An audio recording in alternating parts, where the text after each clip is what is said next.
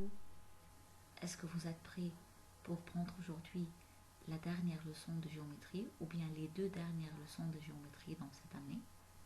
Cette année était pleine de cercles, ou bien ce semestre surtout était plein de cercles. Cercle, cercle, cercle. Et aujourd'hui, on va terminer les cercles. On va terminer les leçons de cercles. Allez-y, on commence. On va commencer par trois théorèmes qui sont très importants, des théorèmes qu'on peut les voir dans des problèmes, un problème qui parle d'un théorème ou bien deux théorèmes parmi les trois, ou bien on peut les utiliser pour la démonstration des autres problèmes. Le premier dit que si on a deux segments tangents à un cercle issus du même point extérieur, donc ces deux segments tangents sont égaux. C'est-à-dire, comme la figure ici, AC et AB sont deux tangents au cercle au point C et B respectivement, donc on peut déduire que AC et AB sont deux segments égaux. AC égale à AB. Cette règle ou bien ce théorème est venu d'après une longue démonstration de deux triangles superposables. On peut démontrer que le triangle ACM est superposable au triangle ABM. Donc, on peut dire que AC égale à AB. Mais on n'a pas besoin de faire la démonstration. Tout de suite, si on a deux tangentes ou bien deux segments tangents issus du même point à l'extérieur, donc ces deux segments sont égaux. Deuxième théorème, ou bien deuxième règle, si on a le point d'intersection de deux tangents, le point à l'extérieur, qui est le point de concours de deux tangents issus de ce point-là, avec le centre du cercle, c'est-à-dire AM. Donc AM, c'est un axe de symétrie de la figure. Elle partage la figure en deux parties égales. Alors, on peut dire que AM, c'est la bissectrice des angles. AM, c'est la médiatrice de la corde BC. Alors AM, c'est la bissectrice des angles, bissectrice de l'angle A et la bissectrice de l'angle M. Et en même temps, c'est la médiatrice du segment BC, de la corde BC. Donc, AM, c'est l'axe de symétrie de la figure. Troisième théorème qui est très important, c'est l'angle tangentiel est égal à l'angle inscrit qui intercepte le même axe. C'est quoi l'angle tangentiel? L'angle tangentiel, c'est un angle qui est formé par une tangente au cercle et une corde dans le cercle. Alors, l'angle tangentiel, c'est l'angle qui est formé par un parmi les côtés, c'est la tangente au cercle, et l'autre côté, c'est la corde dans un cercle. Par exemple, l'angle CBA.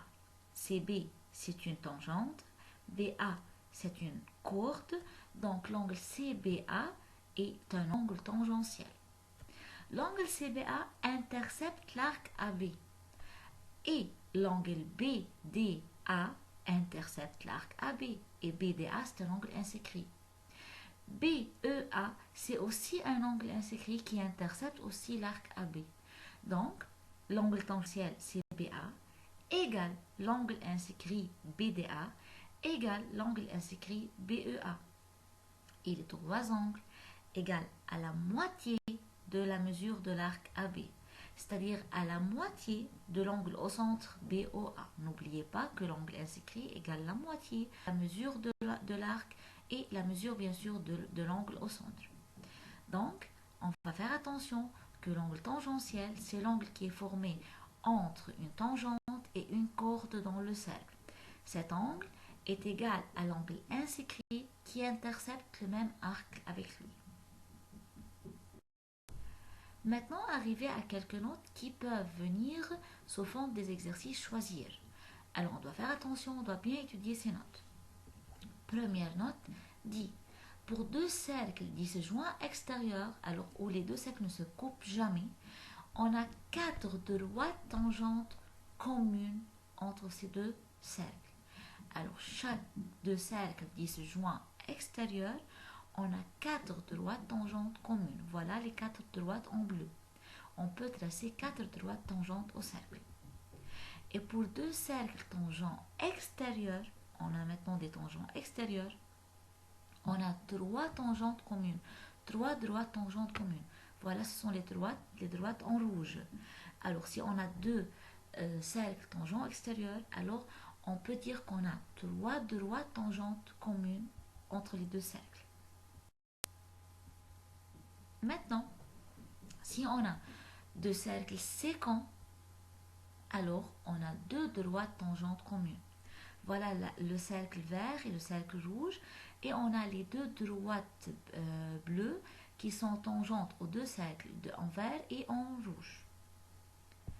Et on a à la fin, si on a à la fin deux cercles tangents intérieurs, alors on a une seule droite tangente aux deux cercles. On a une seule droite tangente commune aux deux cercles.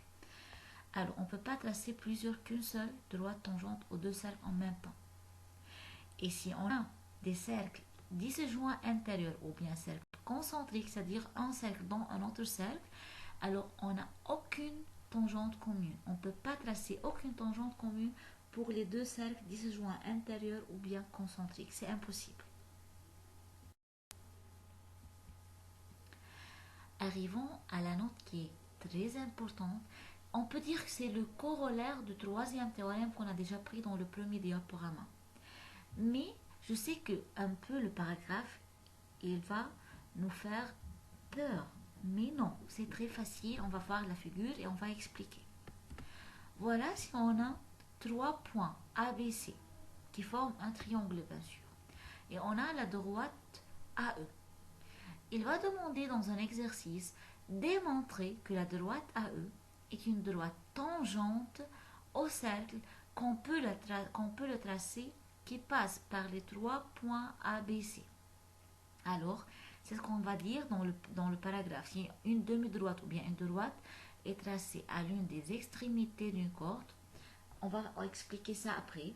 Alors, si on a une droite, cette droite passe ou bien est en contact avec un sommet de trois points du triangle, on va démontrer que cette droite est tangente au cercle qu'on peut le tracer en passant par les trois points ABC. Pour démontrer ça, il suffit de trouver que l'angle EAC est égal à l'angle ABC. Pourquoi EAC est égal à l'angle ABC? Si on peut le démontrer égaux, alors on a une tangente au cercle. Car si on a un cercle ici, voilà, si on a un cercle, alors l'arc AC va être intercepté par l'angle B. Donc ABC, angle ainsi qui intercepte l'arc AC. Et en même temps, EAC va être un angle tangentiel qui intercepte aussi l'arc AC. Donc l'angle EAC va être égal à l'angle B. Donc dans un exercice, si on peut arriver à démontrer qu'on a un angle EAC, on n'a pas le cercle, on va imaginer le cercle nous. Alors si on peut démontrer qu'on a l'angle EAC est égal à l'angle B, dans cette position, alors on peut dire qu'il y a un cercle qui passe par ABC et ce cercle va être tangente à la droite AE. Alors, ici, le corollaire dit si une demi-droite est tracée à l'une des extrémités d'une corde dans un cercle qui est AC, dans la figure c'est AC. La droite AE est tracée sur une extrémité de corde, est tracée sur AC. Donc, la mesure formée entre la droite et la corde, s'il est égal à l'angle inscrit tracé sur un cercle et qui a la base cette corde, alors l'angle EAC est égal à la mesure de l'angle B qui a la base AC. L'angle B, sa base est AC. Le côté correspondant à l'angle B, c'est le côté AC. Donc, les deux angles vont être égaux et par suite AE va être la tangente au cercle. Bien sûr, dans un exercice, on ne va pas écrire ce paragraphe. On va écrire d'une autre façon. On va voir.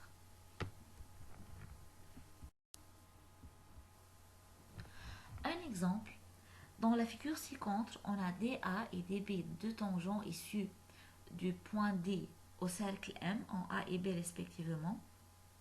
Et on a aussi AB égale à AC.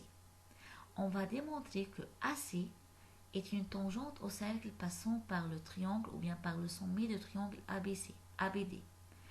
Alors on va démontrer que AC, cette droite, tangente au cercle qui passe par les sommets de ABD.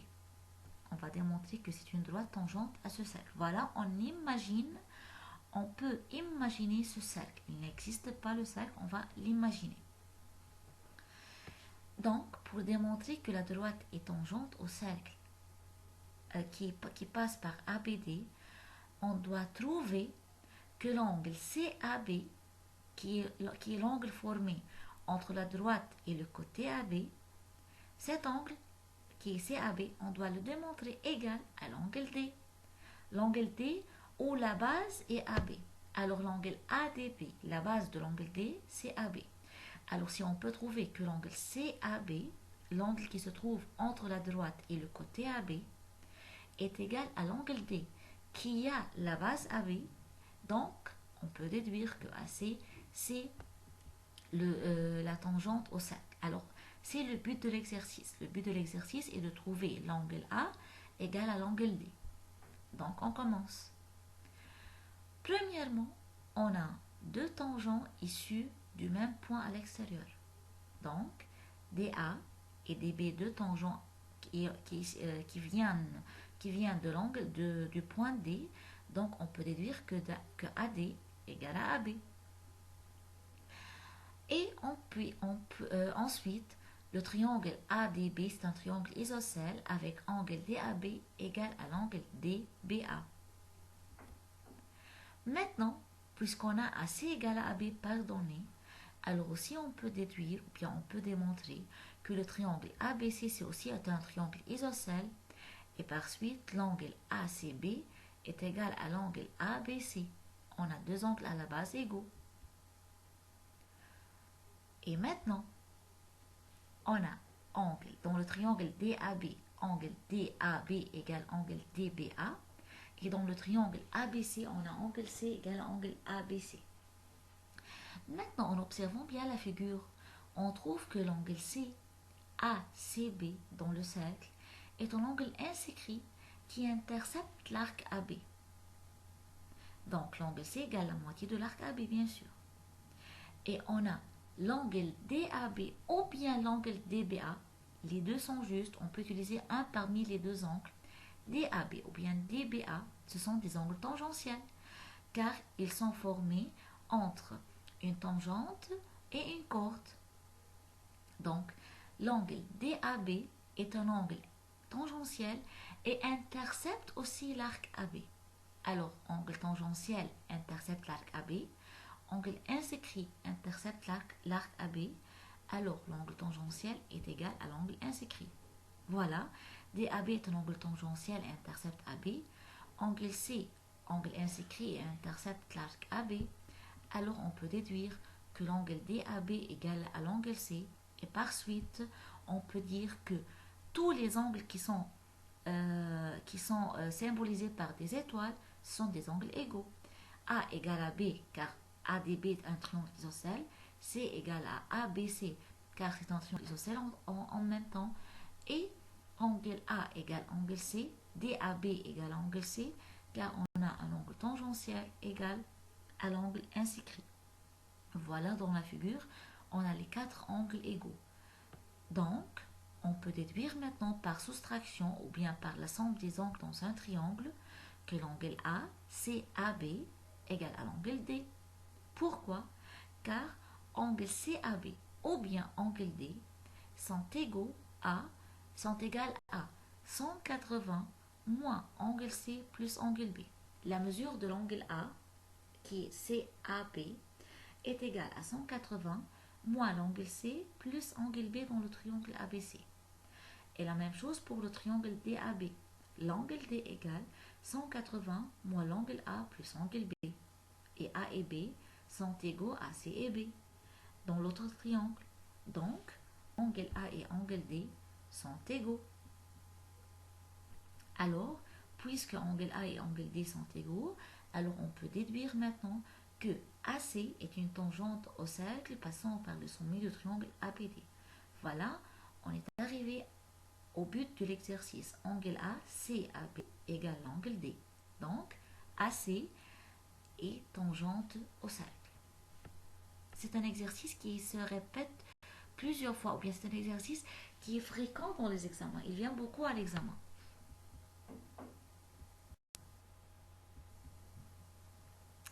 Maintenant, à la fin, on a le cercle inscrit. On a déjà pris dans l'unité 4 le cercle circonscrit. Et on a vu comment on trace un cercle circonscrit. Le cercle inscrit, ce n'est pas demandé à nous de tracer un cercle inscrit. Non, ce n'est pas demandé ça. Mais il peut poser des questions dans l'exercice choisir pour distinguer, pour faire la différence ou bien pour clarifier les différences entre le cercle circonscrit et le cercle inscrit. C'est pour cela qu'on doit bien savoir et on doit bien étudier les notes suivantes. Premièrement, quelles sont les différences entre le cercle circonscrit et le cercle inscrit? En parlant de deux cercles, bien sûr, on doit préciser le centre, le rayon et s'il y a des propriétés. On trouve ici le cercle circonscrit comme on a déjà pris avant dans l'unité 4.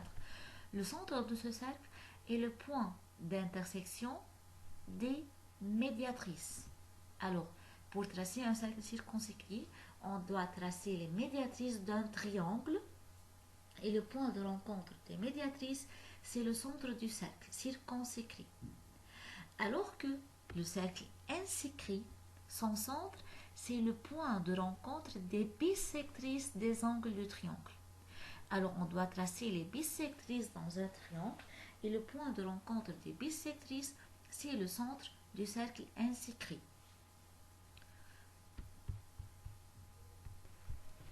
Maintenant, après le centre, on a le rayon. Pour identifier un cercle, on doit savoir le centre et le rayon. On a pris maintenant que le centre du cercle circonscrit est le point de rencontre des médiatrices et le centre du cercle inscrit est le point de rencontre des bissectrices. Maintenant, quelle est la différence à propos des rayons du cercle? Premièrement, le cercle circonscrit, son rayon est égal à la distance du centre au sommet du triangle. Alors on mesure ou bien on ouvre le compas du centre, le point de rencontre des médiatrices, jusqu'à n'importe quel sommet dans le triangle. Alors que le cercle inscrit, son rayon est égal à la distance entre le centre et le côté, n'importe quel côté du cercle. Alors on peut dire que les côtés sont tangents au cercle. Pourquoi? Car quand on parle des distances, alors on parle des côtés ou bien des segments perpendiculaires. La distance, c'est un segment perpendiculaire. Alors, on doit prendre ou bien on doit tracer une perpendiculaire du centre à n'importe quel côté du triangle pour avoir la longueur du rayon. On trace du centre du cercle à n'importe quel côté du triangle un perpendiculaire pour obtenir le rayon. Donc, dans le cercle circonscrit, le rayon c'est du centre jusqu'à le sommet, alors que dans un cercle inscrit, le rayon c'est la distance du centre vers n'importe quel côté. C'est la perpendiculaire du rayon vers n'importe quel côté du triangle. C'est ce qu'il fait des côtés du triangle tangents au cercle. Dernière propriété, c'est le cercle circonscrit passe par les trois sommets du triangle. Alors, les sommets du triangle sont inscrits sur le cercle. Les sommets du triangle, le triangle est inscrit dans le cercle. Le triangle se trouve dans le cercle, car le cercle passe par les sommets. Alors que le cercle inscrit, c'est lui-même, le cercle lui-même, qui est inscrit dans le cercle. Le cercle passe par les côtés du triangle. Donc, le cercle est inscrit dans le triangle. Le cercle va être dans le triangle, dedans. Les côtés du triangle vont passer sur le cercle. On a dit que les côtés sont des tangents au cercle. Configure, pour voir ce qu'on a dit, voilà une figure du cercle circonscrit qui passe par les sommets du triangle ABC. On a O, c'est le point d'intersection des trois médiatrices. On a tracé les trois médiatrices des côtés. O, c'est le point d'intersection. Le rayon, c'est la longueur ou bien la distance de O jusqu'à A, de O jusqu'à B ou bien de O jusqu'à C. C'est la même longueur. Alors que voilà, c'est le cercle inscrit qui est inscrit dans le triangle. Là, le cercle circonscrit, on dit que le triangle est inscrit dans le cercle, alors que le cercle inscrit, c'est lui-même qui est inscrit dans le triangle. Et voilà, on trouve. On trace les bissectrices des angles de triangle. On partage l'angle A en deux, angle C en deux et angle B en deux. Alors on obtient les bissectrices des angles, puis le point d'intersection des bissectrices qui est le point I.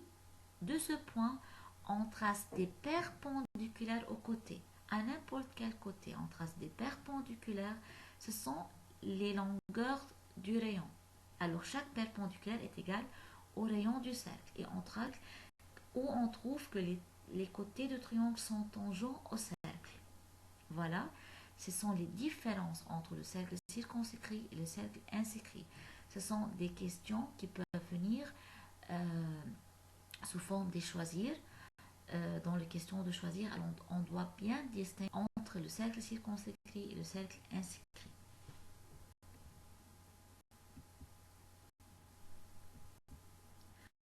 Voilà mes chers, on a terminé la géométrie de cette année, pas seulement de ce semestre. J'espère qu'il était, ou bien les leçons étaient faciles. Je sais qu'il y a beaucoup parmi vous qui n'aiment pas la géométrie, et surtout ce semestre car il y a beaucoup de démonstrations, beaucoup de cercles. Mais si on parle ou bien si on marche étape par étape, peu à peu, on va trouver qu'il n'y a rien qui est impossible à comprendre, qu'il n'y a rien qui est impossible à faire ou bien à traiter. On peut résoudre n'importe quel problème de géométrie seulement si on a bien étudié quelques notions, quelques notes, et si on a bien observé les figures, on a bien analysé les figures avant de commencer, et ne pas avoir peur de notre réponse. Notre réponse, bien sûr, va avoir un- au moins 50% de logique. La géométrie se base sur le logique et tout le monde a une logique. Tout le monde a des bases mathématiques pour arriver à la classe de troisième préparatoire. Bien sûr, on a la base de mathématiques. Donc, on a la base de logique, la démonstration logique. C'est pour cela, si on peut travailler un peu en plus, si on peut bien observer la figure et analyser la figure, on peut arriver à la bonne réponse. Et ce n'est pas nécessaire que tout le monde a la même réponse ou bien tout le monde a la même démonstration. Les yeux se diffèrent d'une personne à une autre. Chacun parmi nous a son œil logique ou bien son œil qui analyse la figure d'une façon différente à une autre. Alors, essayez de pratiquer beaucoup, essayez de faire beaucoup des exercices. La géométrie aime l'œil observateur, aime l'œil qui analyse la figure et qui est tout de suite en relief avec la tête et avec le cerveau qui traduit ces informations à une démonstration logique. J'espère à tout le monde une très bonne chance à l'examen. Pratiquez beaucoup et on va faire plusieurs vidéos où on a des exercices supplémentaires bien sûr sur la géométrie de ce semestre. Bonne chance mes chers.